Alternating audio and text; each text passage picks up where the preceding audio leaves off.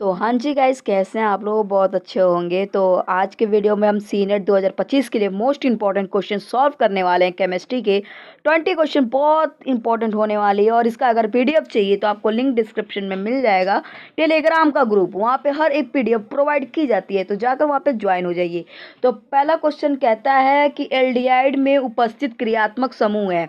तो यहाँ पे ग्रुप का पूछा है, फंक्शनल ग्रुप। तो हमें पता है जो एल्डिहाइड होते हैं उसे हम CHO से डिनोट करते हैं, ठीक है, CHO। तो अभी देख सकते हैं यहाँ पे बी और सी दोनों राइट हो जाएगा, दोनों ऑप्शन क्या होगा, राइट हो जाएंगे। बी और हमारा सी दोनों राइट हो जाएगा, ठीक है।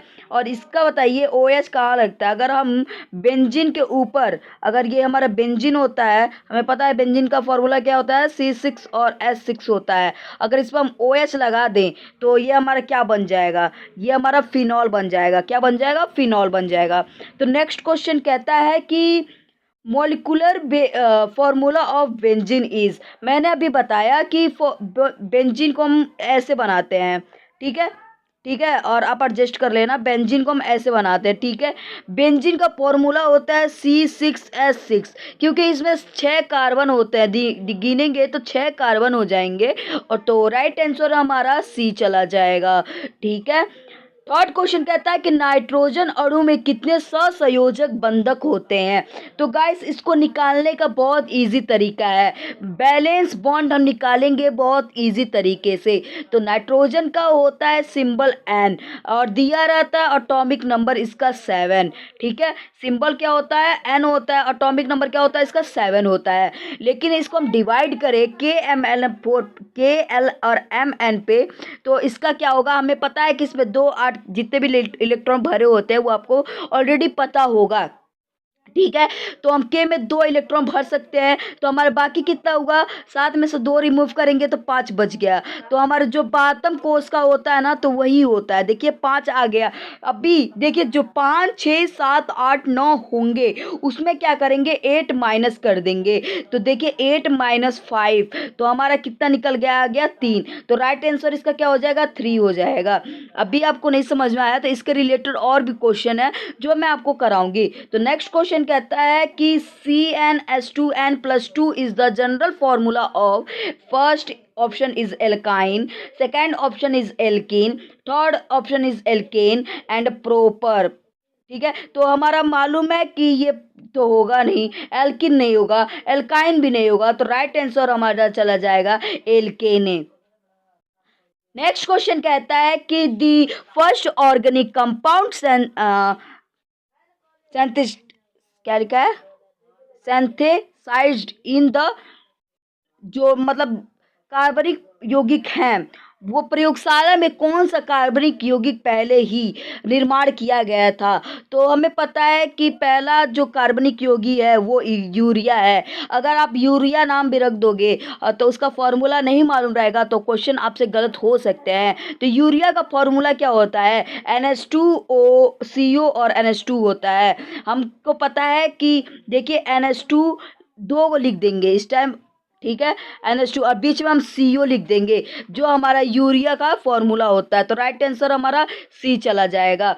नेक्स्ट क्वेश्चन कहता है, 6वां क्वेश्चन, कि कार्बन हाइड्रोजन के संयोग से बनता है। तो ये बहुत इजी क्वेश्चन है कि carbon combine with the hydrogen to from. तो देखिए कार्बन प्लस हाइड्रोजन, तो हम मिलकर क्या बनेंगे, आयनिक यौगिक नहीं बनेंगे, हाइड्रोजन भी नहीं बनेगा, अल्मराज भी नहीं बनेगा, हाइड्रोकार्बन बनेगा। हाइड्रो और कार्बन मिला के, कार्बन और हाइड्रोजन मिला के हाइड्रोकार्बन बन जाते हैं। तो राइट आंसर हमारा बी चला जाएगा। और गाइस, मैं तीसरे वीडियो में, मतलब एक और वीडियो आएगा जिसमें मैं 20 क्वेश्चन कराऊंगी, और उसका नेक्स्ट वीडियो आएगा 2024 का PYQ बायोलॉजी का ऑल टू ऑल क्वेश्चन रहने वाले हैं। और आप जानते हो कि जो भी दिया होगा 2024 में क्वेश्चन, उसको पहले से पता होगा कि ये PYQ क्वेश्चन है, प्रीवियस ईयर क्वेश्चन होते हैं। तो वो क्वेश्चन 40 क्वेश्चन हम बायोलॉजी का सॉल्व कराने का पूरी कोशिश करेंगे। तो अगर आप चैनल को सब्सक्राइब नहीं किए हो तो चैनल को सब्सक्राइब कर लो, जिससे नोटिफिकेशन आपको मिल जाएगा, ठीक है। और इसका PDF लिंक डिस्क्रिप्शन में मिल जाएगा।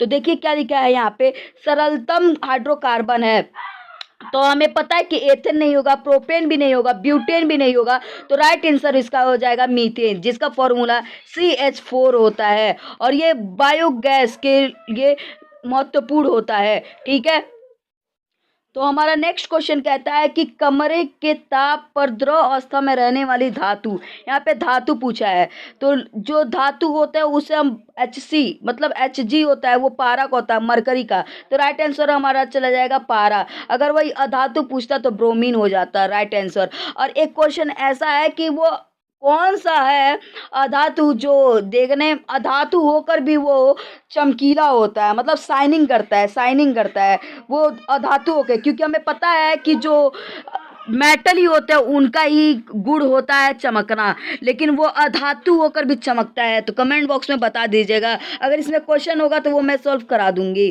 ठीक है, नेक्स्ट क्वेश्चन कहता है कि निम्नलिखित में से किस धातु को चाकू से आसानी से काट सकते हैं। तो हमें पता है कि जो सोडियम होता है उसको हम क्या करते हैं, आसानी से काट सकते हैं, केरोसिन तेल में रख सकते हैं। केरोसिन तो उसे कहते हैं जो मिट्टी का तेल होता है, उसे हम केरोसिन तेल कहते हैं, इसे हम नाइफ से आसानी से काट सकते हैं। ठीक है, नेक्स्ट क्वेश्चन कहता है 10वां क्वेश्चन हमारा कि निम्न में से कौन सा अधातु होते हुए चमकीला। यही क्वेश्चन मैंने पूछा था कि वो अधातु होकर भी साइन करता है, जबकि साइन वाला गुण हमारा मेटल में पाया जाता है ना कि नॉन मेटल में, लेकिन वो अधातु होकर भी चमकीला होता है वो हमारा आयोडीन होता है। ठीक है, तो राइट आंसर हमारा क्या चला जाएगा, सी चला जाएगा। ठीक है, नेक्स्ट क्वेश्चन कहता है कि सोना निम्नलिखित में से किसमें घुल जाता है। तो सल्फ्यूरिक अम्ल में नहीं, ये तीनों नहीं होगा ऑप्शन, तो राइट आंसर हो जाएगा अम्लराज में। ठीक है, धात्विक चालकता पदार्थ के अंदर किस कण का गति आश्रित होता है। तो इलेक्ट्रॉन, हमें पता है जो हमारे कक्षक में इलेक्ट्रॉन गति करते रहते हैं, ये हमारा कक्षक होता है, इसमें इलेक्ट्रॉन भरे रहते हैं जो एक कक्षा से दूसरे कक्षा में जाते हैं, तो राइट आंसर हमारा क्या चला जाएगा, इलेक्ट्रॉन चला जाएगा। नेक्स्ट क्वेश्चन कहता है निम्नलिखित में से कौन सी धातु विद्युत का सुचालक है। तो कौन सा है, ग्रेफाइड होता है, ग्रेफाइड जो हमारे पेंसिल के नोक में पाए जाते हैं, ये पेंसिल के नोक में ही पाए जाते हैं, ग्रेफाइड पाए जाते हैं। ठीक है, कार्बन क्या है, तो ये प्रीवियस ईयर क्वेश्चन 2023 का है। कार्बन क्या है, तो कार्बन धातु तो है नहीं, अब उपधातु भी नहीं है, ये भी नहीं है, जहाँ भी नौ सौर और लास्ट में होगा तो वो क्या होगा जाएगा, वो हमारा अधातु हो जाएगा। ठीक है, तो हमारा राइट आंसर अधातु होगा। कौन सा धातु कमरे के ताप पर द्रव अवस्था में होता है। तो धातु पूछा है ना, तो देखो धातु मैंने बताया, मेटल पूछेगा तो पारा हो जाएगा, और वहीं पे धातु पूछा तो ब्रोमीन हो जाता है। राइट आंसर हमारा बी चला जाएगा। और गाइस इसका PDF आपको मिल जाएगा, लिंक डिस्क्रिप्शन में जाकर ज्वाइन कर लो। लिखा है कि शुद्ध सोना व्यक्त किया जाता है, जो हमें शुद्ध सोना, हमें पता है कि शुद्ध सोना कितने कैरेट का होता है, 24 कैरेट का होता है। ठीक है, 24 कैरेट का, लेकिन जो हम सोना लेने जाते हैं बाजार में उसमें मिलावटी होती है, तो हमें 22 कैरेट का देते हैं, क्योंकि हमें पता है सोना बहुत पतला होता है, ऐसा टूट जाता है, तो 24 कैरेट का नहीं बनता। अगर पूछे कितने शुद्ध प्योर हमारे गोल्ड होते कितने कैरेट का, तो 24 हो जाता है, लेकिन यहाँ पे 24 नहीं होगा, यहाँ पे होगा 22 कैरेट का, नहीं सॉरी, यहाँ पे लिखा प्योर गोल्ड, तो यहाँ पे हो जाएगा 24 कैरेट का। अगर पूछता कि मिलावटी से मतलब जो भी प्योर ना हो तो उसको 22 कैरेट का होता है, यूज किया जाता है आभूषण बनाने में। लिखा है निम्नलिखित में से कौन सा पदार्थ ऑक्सीजन से सहयोग नहीं करता है।